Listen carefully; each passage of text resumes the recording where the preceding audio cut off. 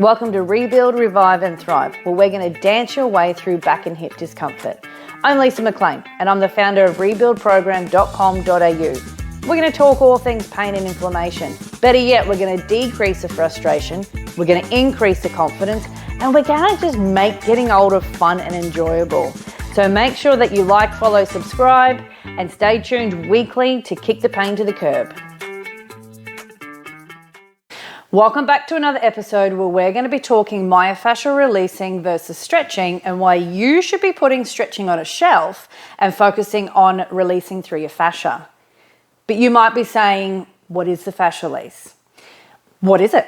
It's an appearance of like a spider's web, and it's made up of fibrous connective tissues.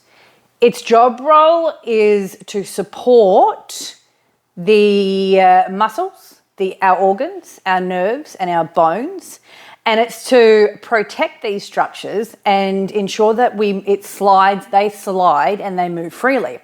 So that is the end goal, to move freely, right? But right now you want to be less restrictive. So this is where we're going to be addressing all those structures to tie in better daily movements.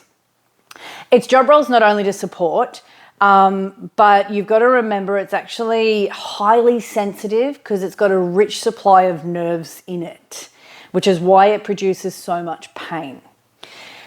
It plays a key role in the communication between our body parts and contributes to our body's sense of proprioception. Now, what's proprioception? It's the awareness of our body's positioning and our body's movement.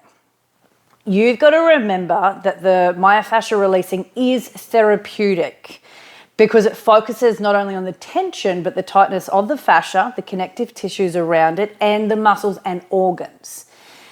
The stretching is not therapeutic. The fascial releasing is long-term. But let's now get into why stretching is good for you, but let's get into why stretching is good for you and when you should stretch. So they both have benefits. The fascia releasing is therapeutic and the stretching has its benefits for flexibility, not mobility. The stretching, when you stretch, our muscles, let's take it back. Our muscles are designed to lengthen and contract in movement. Okay, that's muscles. Remember, we've touched base with the fascia, with the connective tissue and the structures around it, but muscles lengthen and contract. So when we stretch, we're encouraging our muscles to lengthen. So that's basically all it does. Stretching will lengthen your muscles, elongate your muscles, and it doesn't focus on anything else around it. So that's why it's not therapeutic, and that's why it's short term. So what it does, it will bring pain relief, short-term pain relief, but it doesn't bring long-term effects or benefits. You do have to avoid overstretching when you stretch. Like I said, you bring your muscles to length when you stretch, but if you take your muscles beyond that, to the point of that, beyond its tension, you're going to run into the possibility of straining your muscles because they don't like to go beyond their lengthening. So we run into injuries. We can run into more injuries when we stretch, and we can run into injuries when we stretch at the wrong time. Basically, stretching will not retrain your body into correct movements, and it won't retrain your body in improving daily life activities. So when is it best to stretch? You're probably saying it is best to stretch when your muscles are already warm. Don't stretch a cold muscle because, like I mentioned, we lengthen our muscles.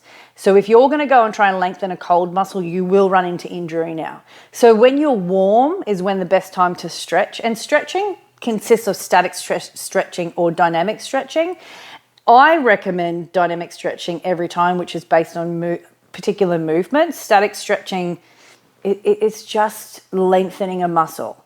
But when we want to get out of pain, we want to retrain a muscle to lengthen and contract. But when you stretch, you're just lengthening our muscles. And who's not to say that it's going to contract twice as hard because we're not retraining it? So we want to retrain our body into everyday movements and increase range of motion, not just lengthen a muscle.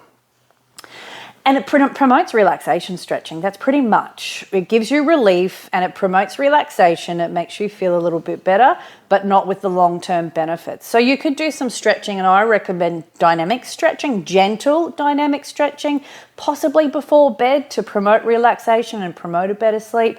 But again, it promotes relaxation. Let's talk about how myofascial releasing can actually help you. So without going all scientific on you, because nobody wants to hear that, you just want to hear about how it can help you. Let's just go through a few points, which are a no-brainer from what I've just spoken about. But it obviously, by doing your myofascial releasing, it's going to reduce pain and muscle tension. So it's intended to eliminate pain. It's intended to increase range of motion and to rebalance the whole body. So remember, I speak about not focusing on the side of pain. By doing the fascial releasing and focusing on all the surrounding areas, we're actually improving range of motion, which is actually going to rebalance the whole system. It's also going to improve blood circulation, improve blood circulation and the lymphatic circulation. And it's not going to be like, oh my God, this is the new technique of everything. But these are just the facts that are going to happen when you do it over time. So if you do some fascial releasing today, it's not going to be the most miracle thing and you're going to wake up pain-free tomorrow. Remember, it's, consistency. If you want to learn more about that, go back to what I spoke about in the previous episode. I think it was. Yeah, the previous episode. So, okay, how is it going to improve circulation? Well, muscle contraction, when we have contracted muscles, it prevents the blood flow, and this leads up to buildup of wasted materials in our blood.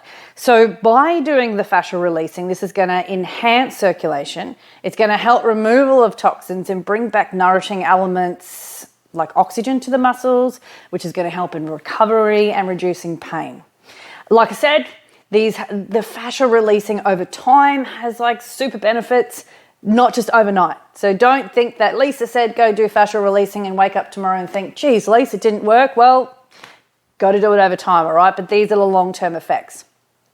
So another no-brainer to you is it's going to increase range of motion and it's going to improve flexibility. You want to focus on range of motion more than flexibility, because range of motion is going to decrease pain and prevent injury, but range of motion is going to improve flexibility over time anyway.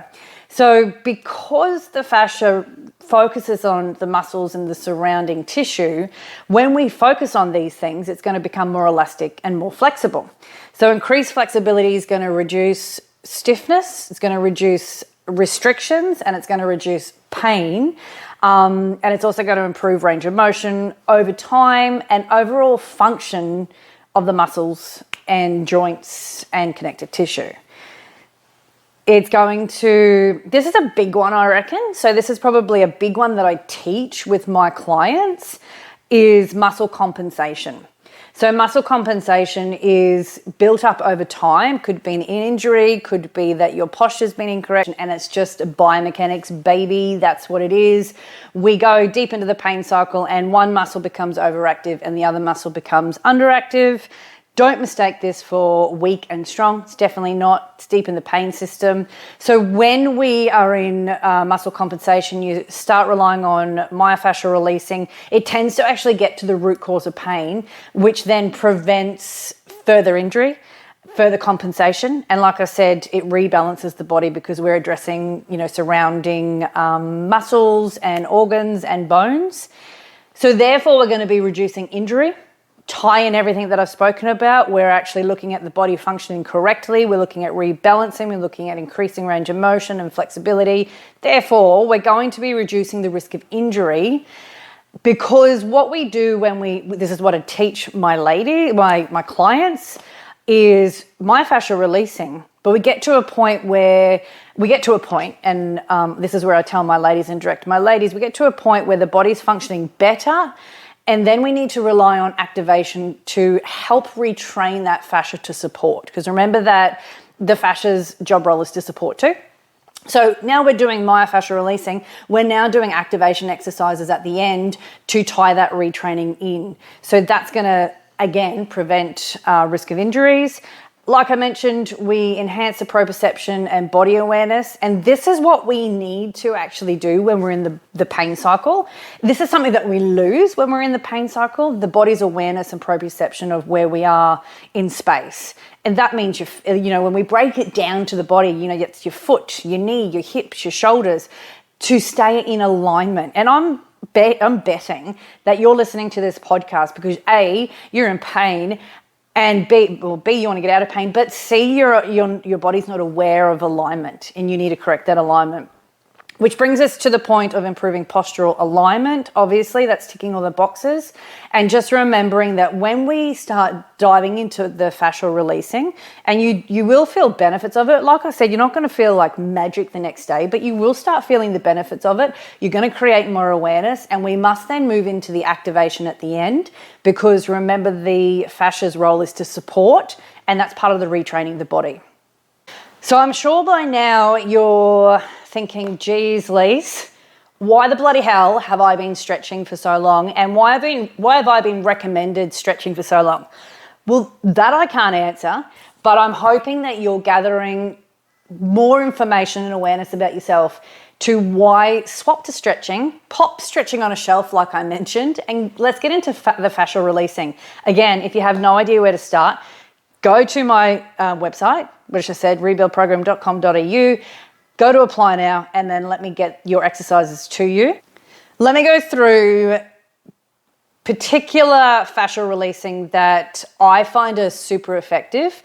You can always Google fascia releasing. You can Google anything that you bloody want to, and you're going to get some answers. But I'm going to be quite direct in these 3 particular forms of fascia releasing that are super effective, and they're really effective when done correctly, obviously that's a no-brainer for everything, but in particular order.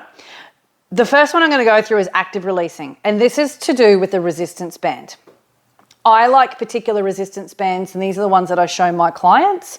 And why I enjoy active releasing so much is it basically comes down to activating a particular muscle to release another muscle. So without getting scientific on you, it's tricking the brain, because our brain holds tension where there's pain or trauma. So basically, it's using a resistance band, and we're going to put the resistance band around a joint, and we're going to actually take that joint through range of motion exercises. Not amazing like cartwheel exercises or anything, but it's basically using the resistance band around the joint, and the movement can be as simple as a pulse. All right, but we're actually focusing on that joint and improving range of motion. And after, you actually feel the fascia tension, and then you actually feel the fascia start releasing, because we need to retrain. This whole process of improving your biomechanics is actually retraining your body, and this is actually retraining. So the approach is that we are lengthening the fascia and the connective tissues and everything that I've just spoken about, and we're actually performing a movement at length. And that's the retraining part, because remember, when we talk about stretching, you get your muscles to a particular tension and go past it.